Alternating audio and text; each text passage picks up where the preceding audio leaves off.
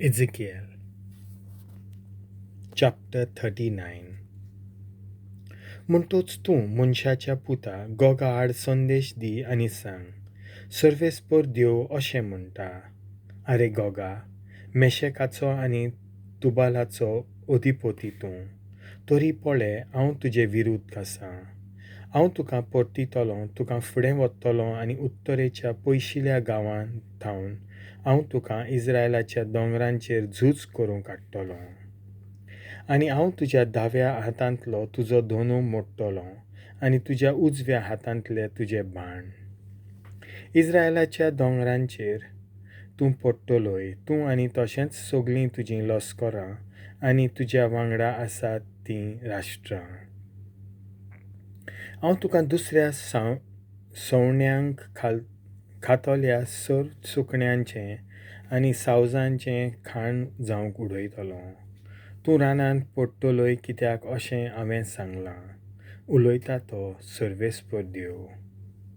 आनी मागोगाचेर आनी सुस्त जियेतल्या किनाऱ्यांच्या लोकांचेर हांव एक उजो धाडटलों.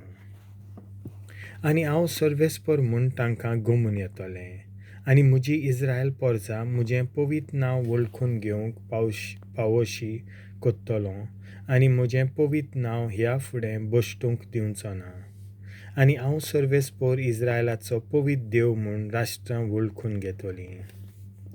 पळय, हें सगळें जातलें, हें घडोवन येतलेंच, उलयता तो सर्वेस्पर देव. हांवें सांगलोलो तो दीस होच. आनी इस्रायलाच्या नगरांतलो लोक भायर सरतलो आनी झुजा हातयारां, ढाल आनी पोtt'tte, धोनू आनी बाण, तीर आनी भाले, जळो कसो वापुरतलीं. 7 वर्सां भर तीं जळत आसतलीं आनी खेड्ड्या गांवांतलो आनी जळो हाडची नात आनी रानांतूय रूख कातरची नात, कित्याक तीं झुजा हातयारांक उज्यान लासतलीं आनी आपल्याच लुटणारांक लुटून उडयतलीं आनी आपल्या नागोवणारांक नागयतलीं, उलयता तो सर्वेस्पर देव. आनी त्या दिसा गोगाक हांव इस्रायलांत एक नांववस्तो फोंड दितलों. तो म्हणल्यार दर्याचे उदेंतीक आसलोलें ओबारिमाचें फालकें.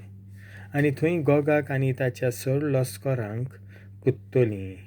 येतीं वेतीं त्या फालक्यान थांबतलीं आनी त्या जाग्याक गोगाच्या लस्करांचें फालकें म्हूण नांव दितलीं. तांकां पुरूंक आनी देश शुद्ध करूंक इस्रायलाच्या घोराण्यांक 7 म्हयने लागतले आनी देसांतलो लोक तांकां पुरूंक फोंड उगडटलो.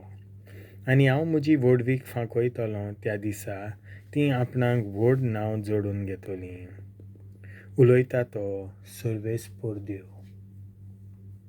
आनी देसांतल्यान वचून जमनीर मेळटात तांकां पुरूंक आनी जमीन शुद्ध करूंक तीं कांय मनशांक नेमतलीं. 7 म्हयने चल्ल्या उपरांत तीं सोद कोत्तलीं आनी देसांतल्यान वेताना तांचें मोदें कोणाकूय मनशांची हाडां सांपडलीं जाल्यार तो तांचे कुशीक एक खुणा करून दवरतलो. आनी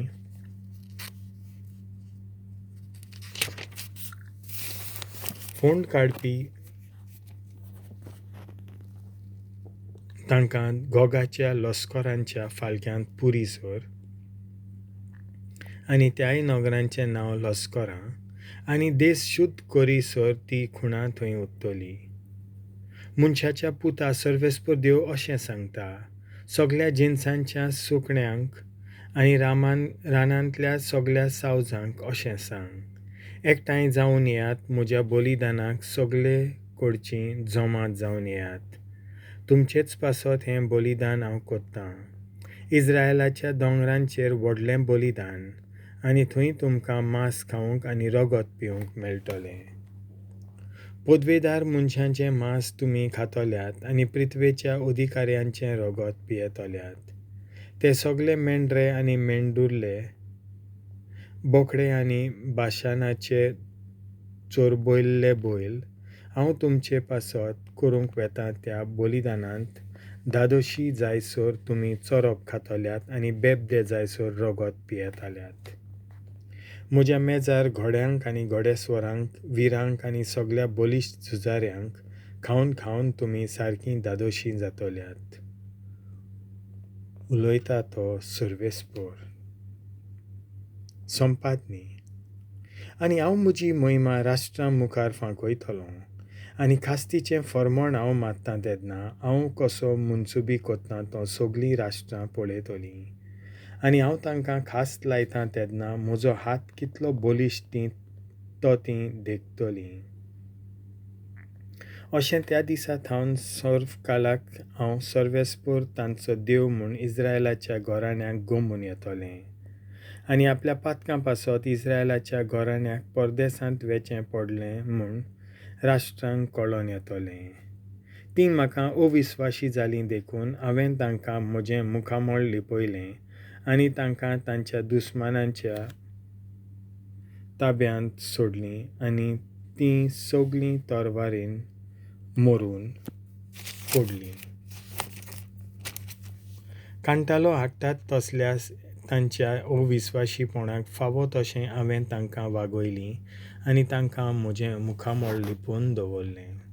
देखून सर्वेस्पोर देव अशें म्हणटा, कैदी करून परदेसांत व्हेल्ल्या जाकोबाच्या पुता धुवांक आतां हांव पोत्तून हाडटलों. आनी इस्रायलाच्या आख्ख्या घोराण्याची दया कोत्तलों आनी म्हज्या पवित्र नांवाचो मान प्रेमाशेन राखतलों. आपणें बागयलोली लॉज तीं विसरलीं आनी तशेंच आपल्या खाशा देसांत आपूण कशीं सुरक्षीतपणी जियेतालीं आनी कोणूच आपणाक त्रास दिनासलो तेन्ना आपूण म्हाका कशीं अविस्वाशी जालीं त्या सोगटाचो तांकां आनीक उगडास येवचो ना.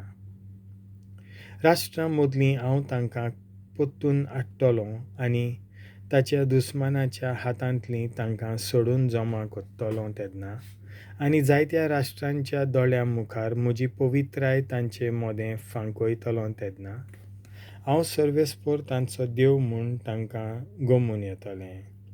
आनी तांकां राष्ट्रांनी निर्वाशी केल्या उपरांत आतां तांचे मदल्या कोणाकूच सोडिनासतना तांच्या खाशा देसांत तांकां पोत्तून जमा केल्यांत तो हांवूच म्हूण तांकां कळोन येतोलें. आनी ह्या फुडें हांव म्हजें मुखामोळ तांकां आनीक लिपोवचो ना, कित्याक हांव म्हजो आत्मो इस्रायलाच्या घोराण्याचेर देंवयतलों.